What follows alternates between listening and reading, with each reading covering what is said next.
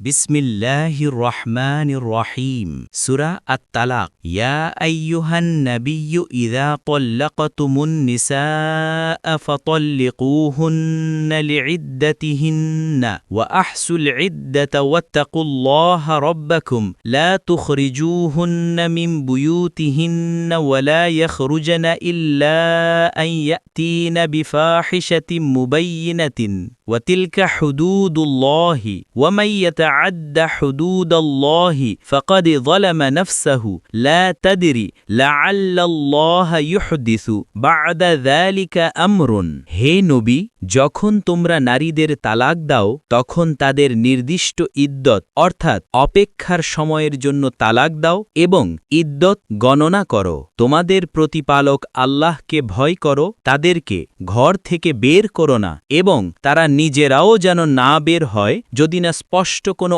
অশ্লীল কাজে লিপ্ত হয়। এগুলো আল্লাহর সীমারেখা। যে ব্যক্তি আল্লাহর সীমা লঙ্ঘন করে সে নিজেরই ক্ষতি করে। তুমি জানো না, হয়তো আল্লাহ এরপর কোনো পরিস্থিতি সৃষ্টি করবেন অর্থাৎ মিলনের সুযোগ দেবেন। ফাইযা বালাগনা আজালাহুন্না ফাআমসিকুহুন্না বিমা'রুফিন আও ফারিকুহুন্না বিমা'রুফিন ওয়া আশহিদু যাওয়াই আদলিম মিনকুম ওয়া আকিমুশ শাহাদাতা লিল্লাহি যালিকুম ইউআযু বিহি মান কানা ইউমিনু বিল্লাহি ওয়াল ইয়াউমিল আখিরি ওয়া মান ইয়াত্তাকিল্লাহা ইয়াজআল লাহু মাখরাজান।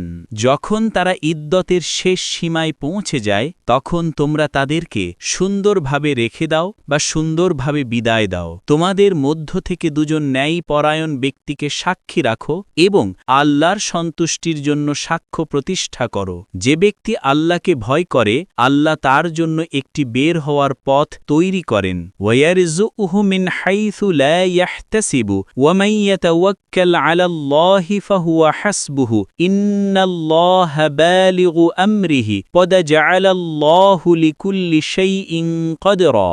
আল্লাহ তাকে এমন স্থান থেকে রিজিক দেন যা সে কল্পনাও করতে পারে না। যে আল্লাহর উপর ভরসা করে আল্লাহ তার জন্য যথেষ্ট। নিশ্চয়ই আল্লাহ তার উদ্দেশ্য পূর্ণ করেন।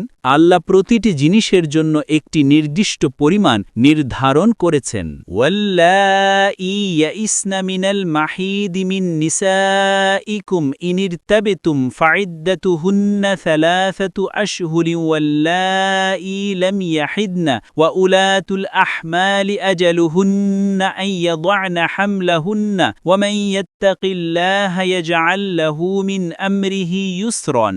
তোমাদের নারীদের মধ্যে যারা রীতিমতী হওয়া বন্ধ করেছে যদি সন্দেহ হয় তবে তাদের ইদ্দত ৩ মাস, আর যারা রীতিমতী হয়নি তাদের ক্ষেত্রেও একই। গর্ভবতী নারীদের ইদ্দত হল সন্তান প্রসব পর্যন্ত।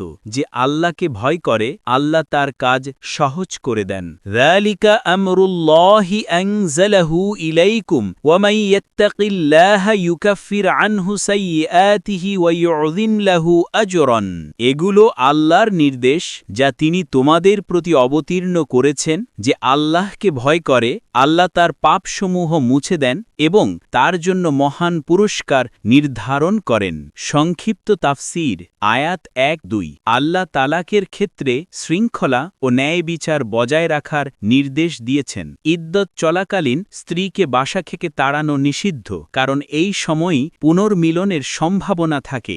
আয়াত ৩। তাকওয়া ও তাওয়াক্কুলের শিক্ষা দেওয়া হয়েছে। যে আল্লাহর উপর ভরসা করে তার জন্য আল্লাহ যথেষ্ট।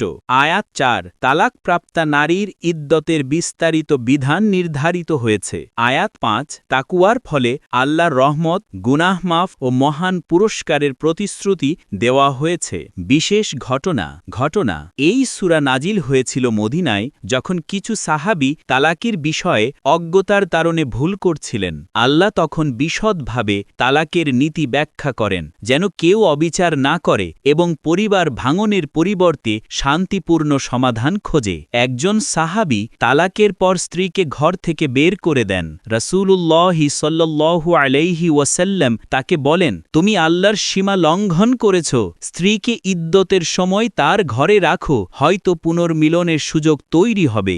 এই নির্দেশ থেকেই ইসলামী সমাজে পারিবারিক সংযম, ন্যায় বিচার ও তাকওয়ার সংস্কৃতি প্রতিষ্ঠা পায় মূল শিক্ষা তালাক একটি অনুমোদিত কিন্তু অত্যন্ত সংবেদনশীল বিষয় ইদ্যত চলাকালীন নারীকে ঘর থেকে বের করা নিষিদ্ধ তাকওয়া ও আল্লাহর উপর ভরসাই হল জীবনের প্রকৃত সমাধান আল্লাহ সুবহানাহু ওয়া তাআলা প্রতিটি কাজের জন্য একটি নির্দিষ্ট সীমা ও বিধান স্থির করেছেন